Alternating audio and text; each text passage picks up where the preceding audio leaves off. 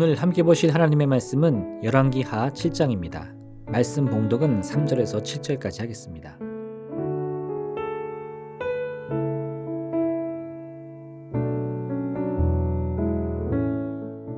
성문 어귀에 나병 환자 4사람이 있더니 그 친구에게 서로 말하되 우리가 어찌하여 여기 앉아서 죽기를 기다리랴.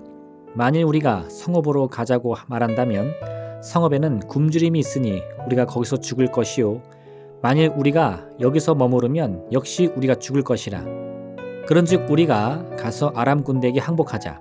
그들이 우리를 살려두면 살 것이요 우리를 죽이면 죽을 것이라 하고 아람 진으로 가려 하여 해질 무렵에 일어나 아람 진영 끝에 이르러서 본즉 그곳에 한 사람도 없으니 이는 주께서 아람 군대로 병거 소리와 말소리와 큰 군대의 소리를 듣게 하셨으므로 아람 사람이 서로 말하기를 이스라엘 왕이 우리를 치려 하여 헷사람의 왕들과 애굽 왕들에게 값을 주고 그들을 우리에게 오게 하였다 하고 해질 무렵에 일어나서 도망하되 그 장막과 말과 나귀를 버리고 진영을 그대로 두고 목숨을 위하여 도망하였음이라. 아멘.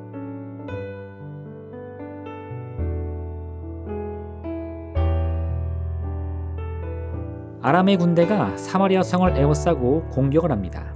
성 안의 주민들은 모두 크게 굶주림에 시달리고 있었습니다. 그리고 그때 하나님의 선지자 엘리사가 이렇게 선포합니다. 여호와의 말씀을 들을지어다. 여호와께서 이르시되 내일 이맘때에 사마리아 성문에 고운 밀가루 한 스아를 한 세겔로 매매하고 보리 2수아를 한 세겔로 매매하리라 하셨느니라. 엘리사의 선포를 한마디로 요약하면 사마리아 성의 굶주림이 바로 내일 이맘때면 해결된다는 것이었습니다. 고대에 성을 공략하는 일은 보통 어려운 일이 아니었습니다. 일반적으로 성을 점령하려면 최소 성 안의 병사보다 3배 이상의 병력이 필요하다고 합니다. 또한 준비도 철저히 해야 하기 때문에 수개월에서 수년에 걸친 기간이 필요하며 만약 공략할 성이 단단한 바위나 돌로 지어져 있다면 그 위험성은 훨씬 더 크다는 것입니다. 오스만의 군대 병력은 15만 명에 달했습니다. 반면 성 안에서 방어를 하는 동로마 제국의 군사들은 고작 7천 명에 불과했습니다.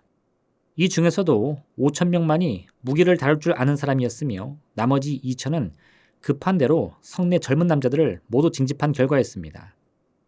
오스만 군대는 길이 8m, 무게 16톤에 달하는 거대한 대포까지 동원하며 300kg이 넘는 포탄을 쏘아댔습니다. 하지만 콘스탄티노플 성은 쉽게 무너지지 않았습니다. 오스만 군대는 막대한 피해를 감수하여 간신히 이 성을 정복할 수 있었습니다. 그런데 오늘 본문에서 사마리아 성은 이미 아람의 군대에 완전히 포위가 된 상황입니다. 이는 아람의 군대가 사마리아 성의 군대보다 압도적인 힘을 가지고 있었음을 증명합니다. 성 안에서 싸우는 병사들은 공격하는 병사들보다 훨씬 더 유리한 조건에서 싸울 수 있습니다. 하지만 사마리아 성은 이미 폐색에 짙어 있었습니다. 그들에게는 어떠한 소망도 없는 상태였던 것입니다. 그런 상황에서 엘리사는 단 하루 만에 이 모든 문제가 해결될 것을 선포합니다. 그리고 그가 승리를 선포하는 그 순간에조차도 사마리아 성 주민들에게는 어떠한 소망의 실마리도 보이지 않았습니다. 그러자 왕을 섬기는 종 하나가 이렇게 말합니다. 여호와께서 하늘에 창을 내신들 어찌 이런 일이 있으리요. 이성적으로 생각해보면 그의 대답은 참으로 합리적이라고 말할 수 있습니다. 지금 당장 그들이 보고 겪는 모든 것들은 수년간 지속된 이 고통이 쉽게 끝나지 않을 것을 말하고 있기 때문입니다. 왕의 종은 대표로 사마리아 성 주민의 생각을 대변하고 있습니다. 그들이 제기하는 문제는 하나님의 능력에 관한 것이 아니었습니다. 하나님께서 이 문제를 해결할 능력이 있다는 것은 알겠는데 문제가 완전히 해결되기까지는 최소 며칠 혹은 몇 주, 더 나아가 수개월은 필요하지 않는가? 어떻게 해서 수년간 지속된 이 도성의 굶주림이 단 하루 만에 끝날 수 있는가라는 생각이었던 것입니다.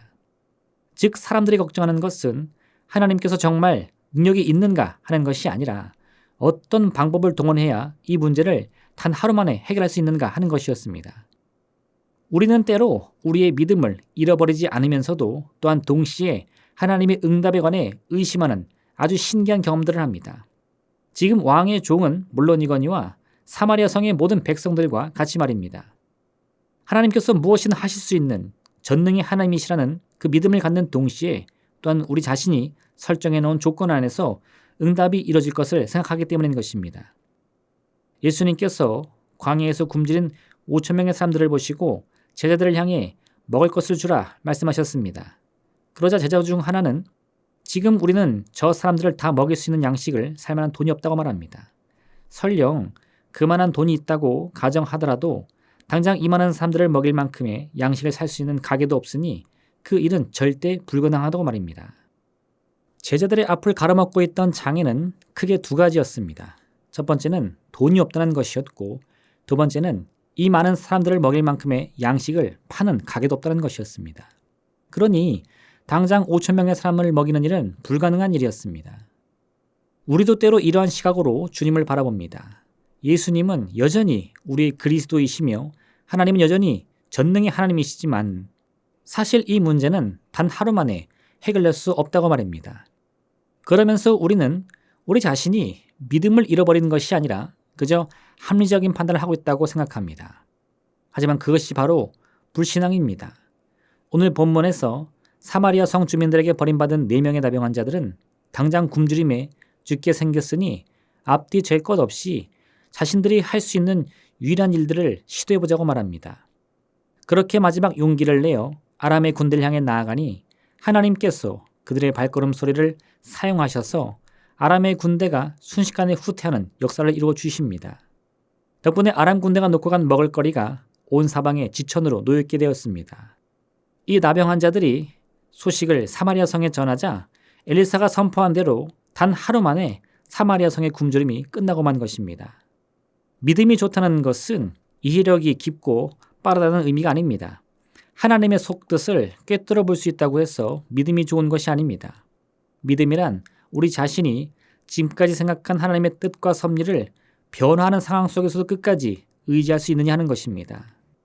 지난날 우리를 문제에서 건지신 하나님은 오늘날 더 크고 깊은 문제에서도 우리를 능히 구원해 주실 수 있습니다. 세월은 흐르고 우리의 생각은 변하지만 우리를 향한 하나님의 섭리는 어제나 오늘이나 영원토록 늘 동일한 것입니다.